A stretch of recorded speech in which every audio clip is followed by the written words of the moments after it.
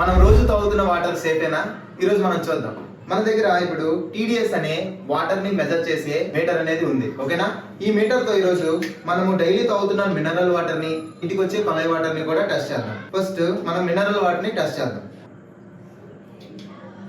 ఇది 10 ppm value అయితే show చేస్తుంది గైస్. ఓకే, ఇప్పుడు మనం కొళాయి వాటర్ ని టెస్ట్ చేద్దాం.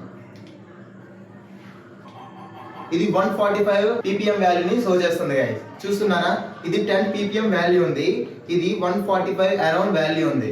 మనకి వరల్డ్ హెల్త్ ఆర్గనైజేషన్ ప్రకారం ప్రతి 0 నుంచి 50 ppm అనే రేంజ్ లో ఆ వాల్యూస్ ఉంటే అది తాగడానికి చాలా గుడ్ వాటర్ అని చెప్తుంది గైస్.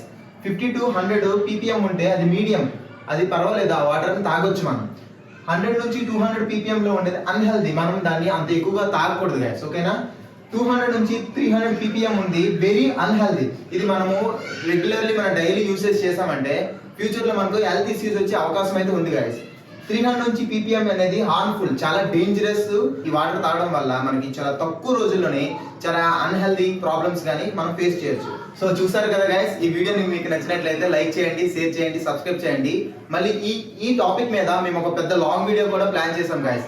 దాన్ని కూడా మీరు ఖచ్చితంగా వాచ్ చేస్తారని కోరుకుంటున్నాను.